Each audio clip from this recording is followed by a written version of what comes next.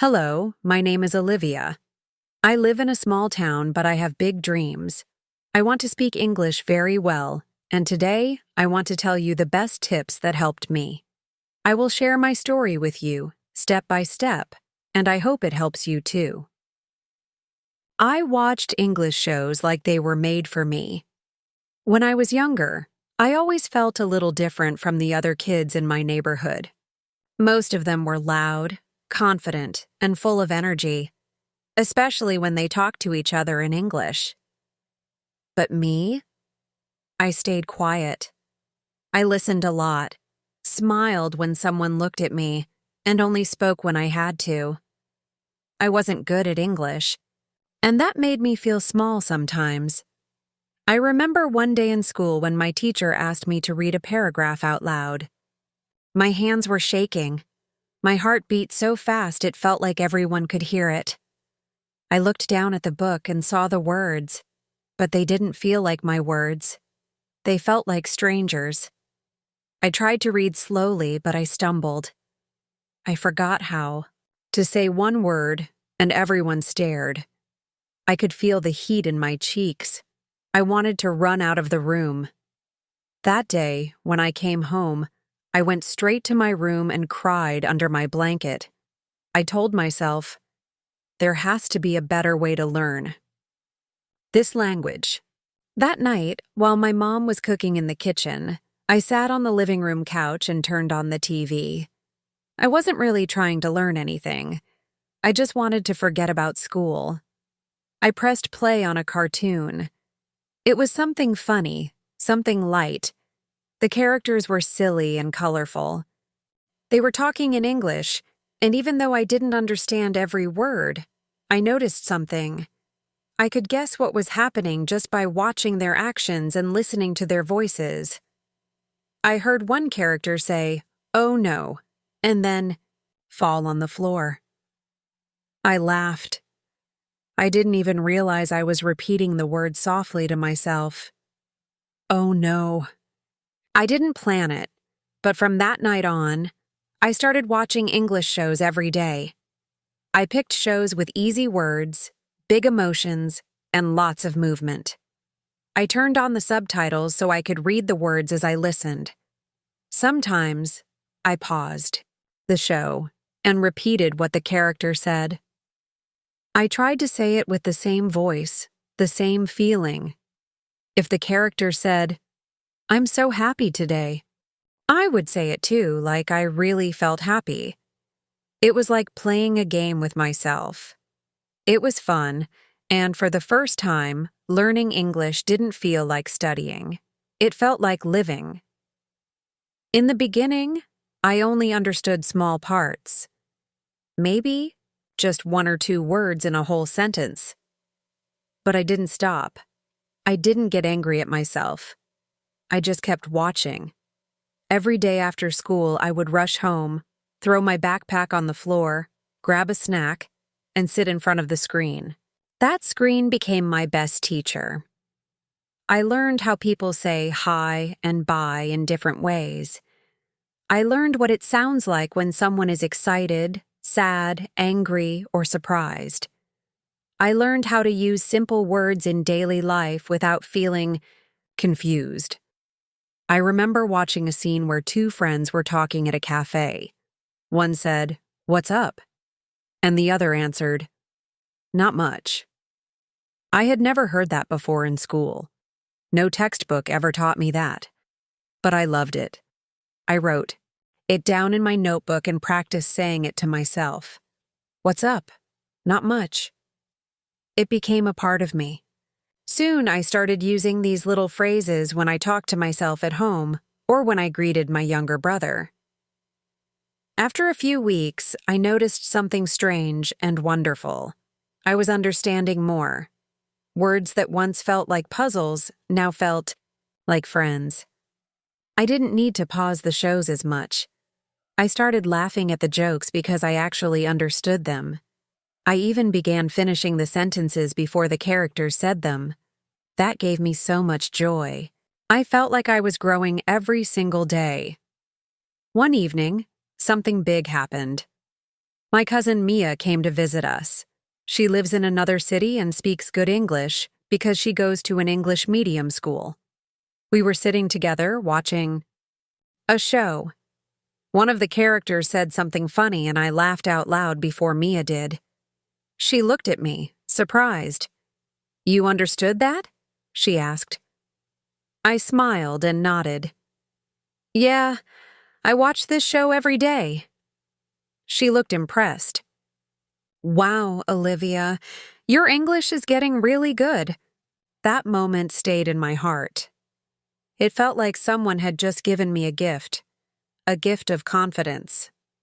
From that day, I started treating every English show like a personal class made just for me. I chose shows with clear speech. I watched cooking shows, travel shows, and even kids' programs. It didn't matter what the show was about. As long as it was in English, it was helping me grow. And I didn't just watch passively. I watched with purpose. I repeated the lines, paused the scenes, copied the pronunciation, and even wrote down interesting words. Slowly, I started to think in English while watching. If the character asked, "Do you want coffee?" I would pause and answer out loud, "No, thank you. I want tea." It felt like I was part of the show. I was not just watching, I was joining in, and that made a huge difference. There was a time when I had no one to practice with, no friend who spoke English, no teacher after school, but I realized something important. The screen could be my partner. I just had to use it the right way. And I did. Sometimes I even copied how the characters moved their mouths when they spoke. I stood in front of the mirror and practiced the same sentence 10 times trying to get the sound right. "I'm going to the store. I'm going to the store." I said it again and again until it sounded smooth. At first I felt silly, but then I felt strong. It was like my own secret training, and slowly, that fear I had in school, the fear of reading out loud, the fear of saying the wrong word, that fear started to disappear. I wasn't perfect. I still made mistakes. But now, I wasn't afraid of them. I welcomed them because I knew I was learning. One night, as I sat on the couch with my snack and remote in hand, I realized something big. I had made English part of my daily life. It wasn't just a subject anymore. It was something I lived and breathed. I looked forward to learning every day because it was fun. It was exciting, and it was mine. And that one change, watching English, shows with full attention, led me to something even more powerful. After some time, something inside me said, "Olivia, you're doing great. Now it's time to speak. Even if no one is around, speak. Use the words you've heard. Say them out loud. Don't be afraid." That thought stayed with me. So the next morning, after I finished my show and brushed my teeth, I stood in front of the mirror. I looked at myself and said softly, "Hi, Olivia. How are you today?" It was the beginning of something new, something brave. 2. I spoke to myself when no one was around. The moment I said, "Hi, Olivia. How are you today?" to myself in the mirror, something inside me changed. At first, it felt strange. Talking to myself? I had never done that before, not out loud, at least.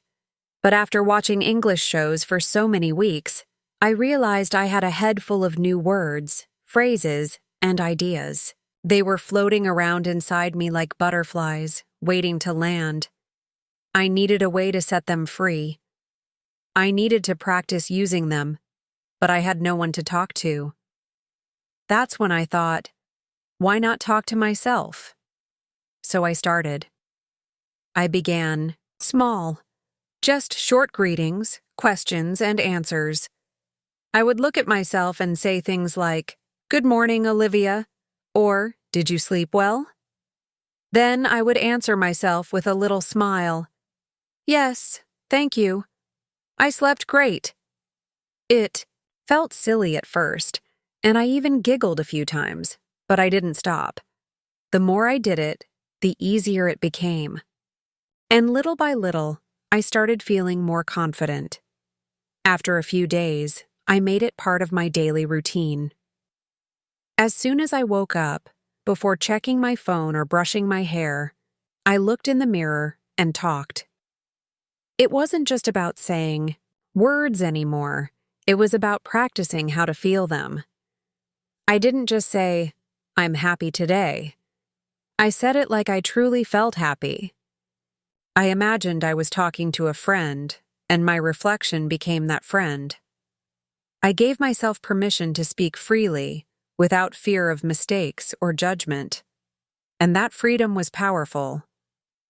I talked about everything, my plans for the day, what I was going to wear, what I was going to eat. I would say things like, "Today I will wear my blue shirt. It's my favorite." Or, "I think I want eggs for breakfast." Or maybe toast. "What do you think?" I'd pause and then answer as if I were someone else. "Toast sounds nice, Olivia. Let's go with that." It may sound silly, but this simple habit made me feel like I was living in English. Sometimes I talked while doing chores. If I was folding laundry, I'd say, "This is my pink dress. I wore it last weekend." If I was washing dishes, I'd say, "I need to clean this plate. It's very dirty." These were things I would say in my own language without thinking, but now I was saying them in English. It helped me connect the language to my real life, and not just to books or lessons. And because I was alone, I wasn't scared of making a mistake. I could try, stumble, correct myself, and try again. There were times when I didn't know the right word, and I would stop and think. I'd say, "What do you call that thing? The big spoon? Oh, ladle. Yes, ladle." And then I'd use it in a sentence. "I'm using the ladle to serve soup." That moment of figuring things out on my own, finding the word, using it, and hearing myself say it, was more valuable than anything I learned from a textbook. As days passed, my sentences grew longer. I began telling myself stories. I'd sit on my bed and pretend I was being interviewed on a talk show. I'd say, "Welcome, Olivia. Tell us about your favorite book." Then I'd smile and answer, "Thank you. My favorite book is about a girl who finds a magic stone. It's very exciting." It became my game. I was the host and the guest, the speaker and the listener, the student and the teacher. It was fun, and every day I looked forward to it. Once, I pretended to be a weather reporter. I stood near the window and said, "Good morning. Today's weather is sunny with a chance of clouds in the afternoon. Don't forget your sunglasses." I laughed at myself, but I also felt proud. I was using real English in real ways, and I was doing it all by myself. One morning, while getting ready for school, I realized I had been talking to myself in English without even noticing. I had picked up my brush and said, "Let's brush this messy hair," without planning it. That made me pause and smile. It meant the language was becoming natural to me. It was no longer something I had to force. It was just me. Talking to myself didn't just improve my words, it improved my thinking. I began to think in English more often. When I walked to school, I described what I saw in my head. "The bus is late today. Look at that boy's red shoes. I need to buy a pencil after class." I wasn't speaking out loud in public, of course, but the habit was growing inside me. My brain was learning how to switch languages, and that made speaking easier too. Sometimes I even wrote down the things I said. I kept a small notebook and filled it with short dialogues. Hi, Olivia. How was your day? It was good. I learned about plants. I didn't worry about grammar too much. I focused on using the words I knew. If I needed help, I would look up a word and practice saying it several times. I'd say it in a sentence. Then I'd try saying it again later in the day, just to make sure I remembered. One evening, while helping my mom cook dinner, I softly said, "Let's chop these onions." My mom turned to me and smiled. "Did you say that in English?" she asked. I nodded. She looked surprised but happy. "Your English is getting really good," she said. That small moment made my heart feel warm. My mom noticed. She saw my progress, and it was all because I wasn't afraid to talk to myself. I also started setting small goals. Today I will speak 3 full sentences out loud, or I will use 1 new word in a sentence. These little challenges made the habit fun. They gave me something to work toward, and every time I reached a goal, I felt stronger. But not every day was easy. There were days when I felt tired or lazy, days when I didn't want to talk to anyone, not even myself. On those days, I reminded myself of why I started. I thought about the girl in school who used to freeze when the teacher asked her to read. I thought about how far I had come since then. I thought about the Olivia who laughed at English cartoons and dreamed of speaking fluently one day. That Olivia didn't give up, and I wouldn't either. As time went on, I noticed something very special. I had become my own best practice partner. I didn't need a classroom or a tutor. I didn't need fancy books or apps. I just needed time, a little mirror, and my own voice. I had created a safe space where I could grow without fear. That safe space gave me courage. One day, I was walking to the store and saw a tourist couple looking around, confused. They seemed lost. People walked past them, not paying attention. I paused. My heart beat faster. I had never spoken English to strangers before. But something inside me said, "You can do this." So I walked up and asked, "Do you need help?" The woman smiled and said, "Yes, we're looking for the bus station." I gave them directions as clearly as I could. My words weren't perfect, but they understood me. And I understood them. After they thanked me and walked away, I stood still for a moment, amazed. I had done it. I had spoken English to real people outside my house. And it all started with that small step, talking to myself when no one was around. That habit changed everything. It gave me a place to practice, a way to build confidence, and a chance to hear my own voice in a new way. Every sentence I spoke to myself made me stronger. Every morning conversation in the mirror brought me closer to fluency. I didn't need an audience. I just needed my own belief. Looking back now, I see how powerful that time was. I gave myself permission to try. I didn't wait for the perfect moment or the perfect partner. I simply began. I spoke to myself when no one else was there, and that made all the difference. But the story didn't stop there, because soon something unexpected happened. I started using English not just at home or in my head, but in the world around me. It began in the kitchen, then the bedroom, then the mirror, and one day, it reached the outside. My world was changing, and I was ready for the next step. 3. I wrote a little bit of English. Every single day. After the day I gave directions to those tourists, I felt something change deep inside me. I wasn't just pretending to speak English anymore. I was really using it. I walked home with a quiet smile that evening, my heart still full from the moment. It had only been a few sentences, but those sentences meant everything to me. I kept replaying the words in my head. Do you need help? And how easily they came out.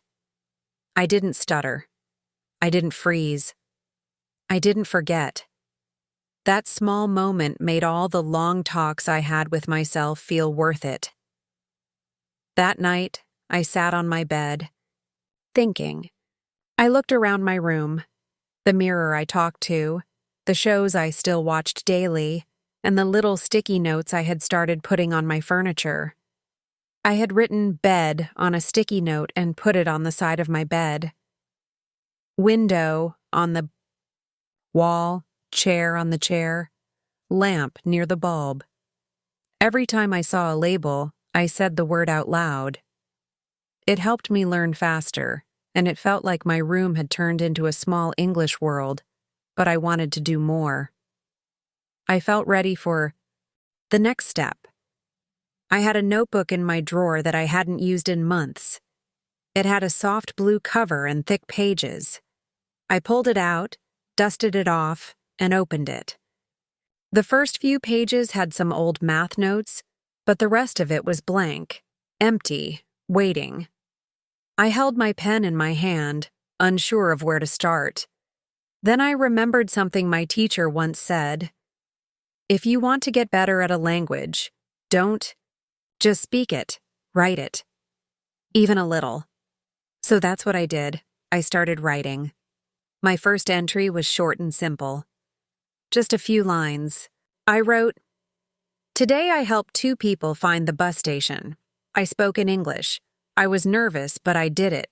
I feel proud. It wasn't perfect. I even made a few spelling mistakes, but I didn't care. I wasn't writing to impress anyone. I was writing for me. And seeing my words on the page in English made me feel powerful.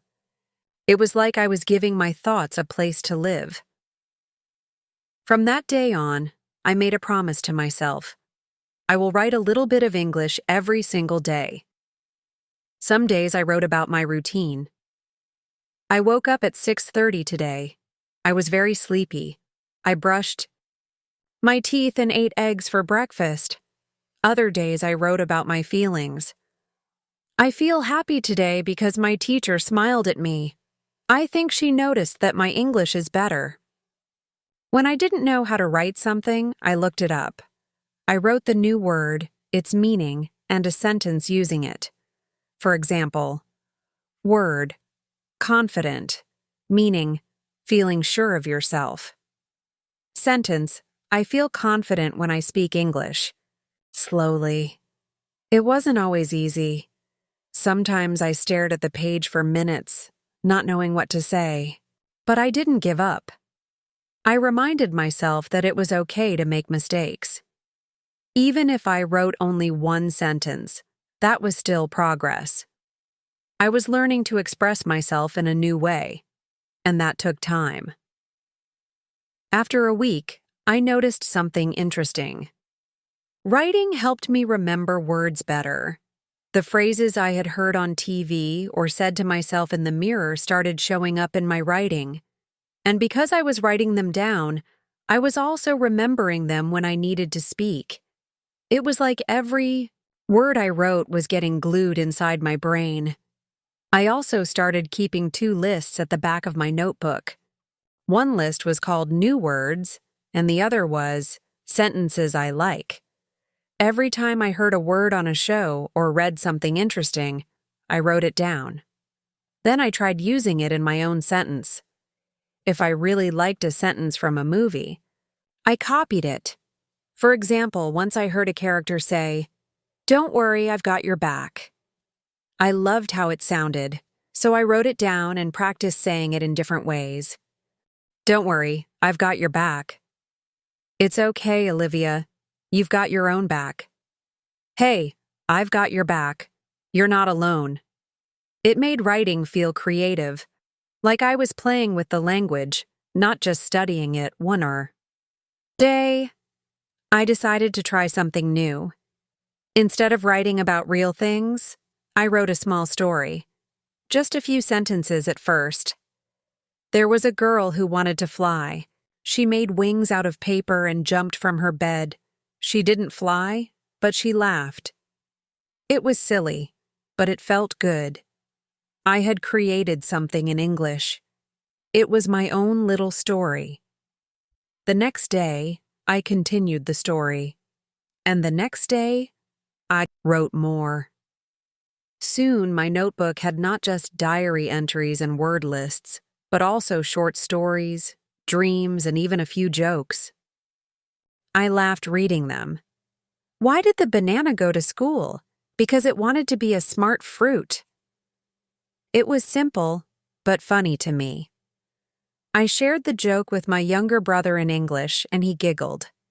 That moment made me feel proud again. The weeks passed. Writing became my favorite part of the day.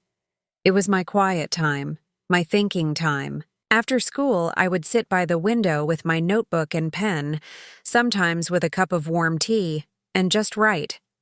I didn't always plan what to say. I just let the words come. Sometimes they came fast, sometimes slow, but they always came. Writing helped me understand myself better, too. I wrote about my fears. I still feel shy when I speak in class. I worry that I will say something wrong. But I also wrote about my hopes. One day, I want to visit New York. I want to order coffee in perfect English. Seeing my thoughts in English made them feel more real. Like I was building a new part of myself, one word at a time. On days when I didn't know what to write, I used writing prompts. I made up a few for myself. Write about your favorite meal. Describe your room using 5 senses. If you could talk to your future self in English, what would you say? These small ideas helped me stay consistent. They gave me a push when I needed one. One afternoon, while writing at my desk, my mom came in and looked over my shoulder. She saw my notebook filled with English sentences and smiled. "You've written all this?" she asked. I nodded. She didn't say much more, but I could tell she was impressed.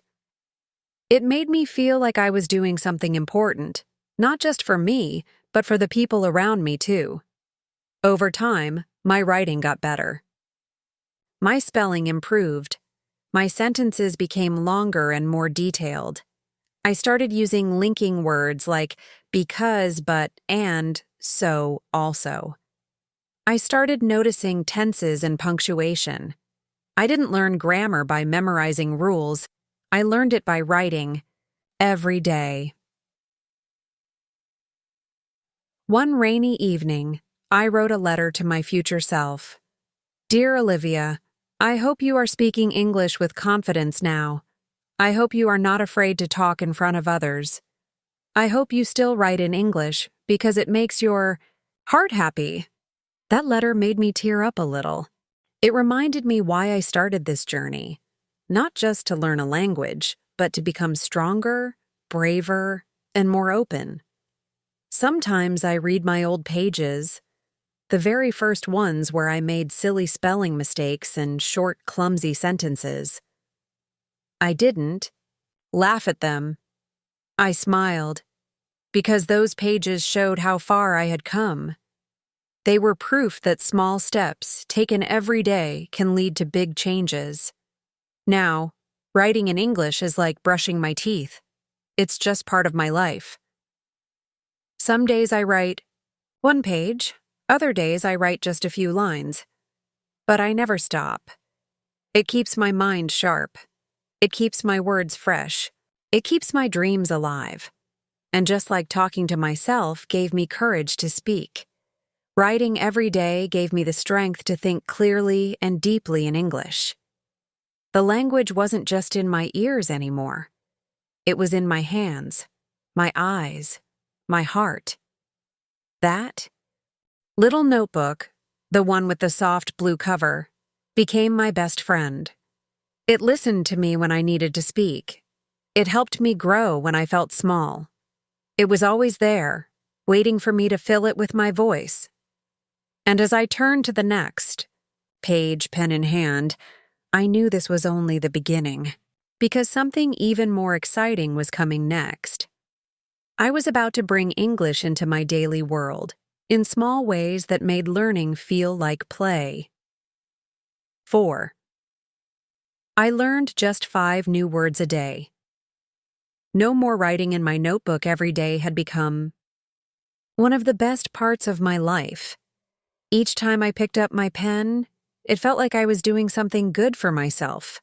But even though I loved writing and watching shows and talking to myself in English, there was still one thing that made me feel stuck sometimes: vocabulary. Yes, vocabulary. Big word, right? I had heard it many times before in school and on the internet. You need a big vocabulary to speak well, people said. Learn 50 words a day, some videos shouted. Memorize the dictionary, others joked. But every time I sat down and tried to learn a long list of new words, my brain got tired. I would read one word, write it down, say it out loud, and then forget it after just a few minutes. I didn't feel smart. I felt frustrated. One day, I tried to learn 20 new words because I thought it would make me fluent faster. I wrote them on flashcards. I even made sentences with them. But by the end of the day, I could barely remember 5. The next morning, I looked at my cards, again, and it was like seeing them for the first time. That day, I realized something very important. Learning English wasn't about doing more. It was about doing less, but doing it better. So I made a new rule for myself, a simple one I could follow every single day, no matter how busy or tired I felt. I will learn just 5 new words a day, no more, no less. At first, this sounded like too little. Just 5?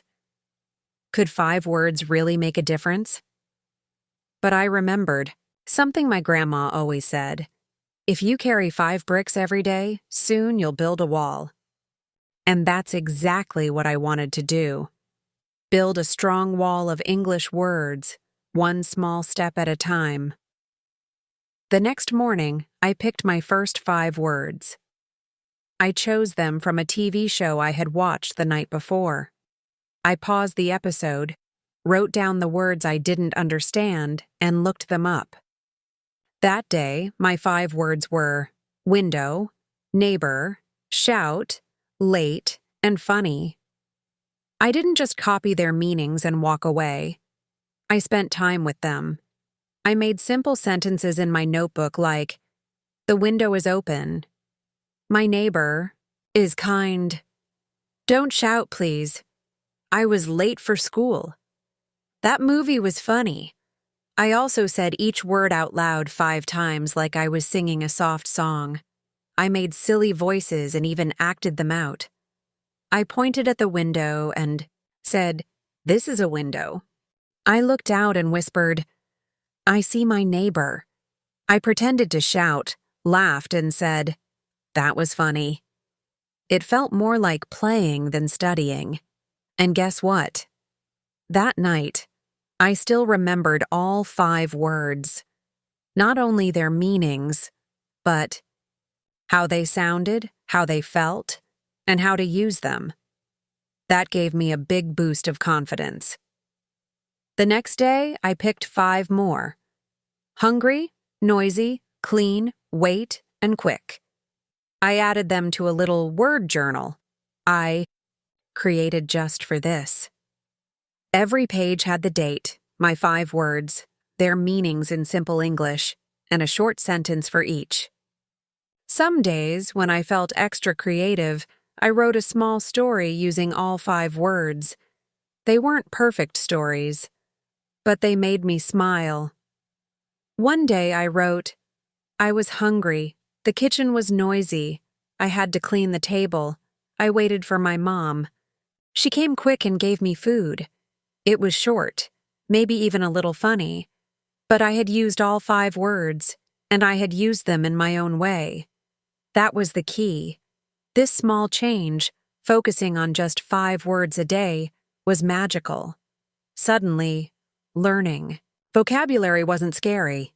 It wasn't a race. It was a slow walk in a beautiful garden where I picked just a few flowers each day and kept them in my basket. Over the next few weeks, my word journal grew. Page by page, word by word, sentence by sentence. I even added drawings next to some, words to help me remember them better. For apple, I drew a red apple with a smiley face. For rain, I drew tiny clouds and raindrops falling on a little girl holding an umbrella. Every time I flipped through the pages, I saw my journey. I saw my wall getting taller, stronger, and brighter. There were days when I didn't feel like learning, days when I was tired or had too much schoolwork. But I always told myself, just 5 words, Olivia, that's all. And even on those hard days, I managed to learn. Because 5 wasn't too much. It didn't scare me. It welcomed me. Sometimes I picked words from books or from labels on food packets. Other times I heard a word on the street or from a friend and wrote it down. I always carried a tiny notebook in my backpack for this. I called it my word catcher. Whenever a new word came flying by, I caught it and kept it safe. One time I heard someone say excited in a shop. I had heard the word before, but never really understood how to use it. That night, I made it one of my 5 words. I learned. Excited means feeling very happy or eager about something. I wrote, I am excited to see my cousin. She was excited for her birthday. I get excited when I learn new words. And I truly did. Learning 5 new words a day made me excited. It didn't feel like schoolwork. It felt like I was building my own little English world, one piece at a time. There was also something else I noticed. When I only focused on 5 words a day, I gave my brain time to really learn them. I wasn't stuffing my head with too many things at once. I was giving myself space. Space to remember. Space to use. Space to grow. At the end of every week, I would review all the words I had learned. I opened my word journal and read through the sentences I had written. I smiled when I saw how many words I could now use without even thinking. I even made a game with myself. How many of these words could I use in one story or one conversation? One weekend, I challenged myself to speak with my mom using as many of my weekly words as possible. I told her, I am excited today. I was hungry, but I ate a quick lunch. The food was clean and tasty. The room was noisy, but I didn't shout. I just waited. Now I feel funny and happy. She laughed and said, Wow, look at you. You're becoming a real English speaker. That made me proud. Very proud. Another thing I learned was that not all words are easy. Some are longer. Some have strange sounds. Some are hard to spell. But since I only had 5 each day, I could give more time to the tricky ones. I could say them slowly, write them again and again, and use them in different ways. I didn't rush. I didn't panic. I took my time. Once, I picked the word responsible. It was big and hard to say at first, but I broke it into parts. Responsible. I wrote, I am responsible for my dog. She is a responsible student. Being responsible means doing the right thing. After practicing for a few days, it became one of my favorite words. I even used it in class during a group activity. My teacher smiled and said, "That's a good word, Olivia." That moment made all the practice feel worth it. Some days I picked words based on feelings, like angry, happy, tired, calm. Other days, I picked action words like run, cook, draw, laugh. Sometimes, I even made themes. One day all my words were about weather. Sunny, cloudy, windy, rainy, stormy. Another day, all my words were about emotions. Excited, bored, scared, proud, confused. This helped me learn faster because my brain liked seeing how words connected to each other. And as I kept learning, writing, and using my 5 words a day, something amazing started to happen. I started thinking in English more naturally. When I saw my cat sleeping, I didn't think cute in my native language. I thought, she looks cute. When I forgot something, I told myself, oh no, I forgot. English was no longer just something I studied. It was something I used, all because of 5 simple words, every single day. Looking back now, I can say that this small habit changed everything. It helped me feel more confident. It helped me speak more clearly. It helped me enjoy English, not fear it. And best of all, it didn't take hours or energy I didn't have. It just took a promise I kept with myself every day. So if you ever feel lost with vocabulary, remember this. You don't need 100 words a day. You don't need big books or hard lists. You just need 5. 5 new words. Each day. Every day. Like planting seeds in a garden. Watch them grow. And as I turned the next page in my word journal that night, I knew I was ready for something new. I had the words. I had the confidence. Now I was about to find my voice among others by starting real conversations with real people. 5. I found a friend to practice with. No more. The weeks moved along, and every day Lauren followed her small plan with a big heart. She stuck to her rule of learning just 5 new words a day. At first, it felt like she wasn't doing much. Just 5? It seemed too small. But she reminded herself of that mountain she imagined at the start of her journey. One step at a time, one little word after another, she had notebooks filled with her new words, each written neatly, with pictures or short sentences beside them. Her bedroom wall was now covered in sticky notes and posters she had made herself. The desk had a growing stack of little flashcards she created each night before bed. Her mom even smiled once and said, "Your room looks like a tiny English school." And Lauren felt proud when she heard that. But even with her growing list of words and her better reading skills, Lauren noticed something strange. She could read and write more easily. She could listen and understand a bit faster now. But speaking, actually, talking in English, still made her nervous. It was like there was a door in her mouth that refused to open when she needed it to. Her brain had the words now, but her tongue stayed quiet. She remembered once standing in the grocery store, waiting, in line with her mom. A kind woman behind her smiled and said something like, "Pretty weather today, right?" It was simple, a friendly little comment. Lauren had understood it perfectly. She knew she could answer with something easy, too. "Yes, it's so nice out." But her mouth froze. Her heart beat faster, and she just gave a nervous smile instead. The woman turned her eyes back to her cart, and Lauren felt disappointed in herself. She told herself not to feel bad.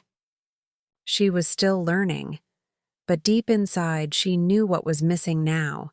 She needed practice, real practice. She needed to hear her own voice speaking English out loud, not just once in a while, but often. Talking to herself in the mirror had helped a little, but it wasn't enough anymore. She needed someone to speak with. One afternoon, Lauren sat by the window in the school library reading a simple storybook in English. It was about two sisters who had started a small lemonade stand. The story was fun, and Lauren liked the way the sisters talked to each other. There was a lot of back and forth, questions, answers, little jokes. As she read their dialogue, Lauren imagined reading it out loud with someone. How nice it would be, she thought, to say these words with a friend. That small thought turned into a big idea.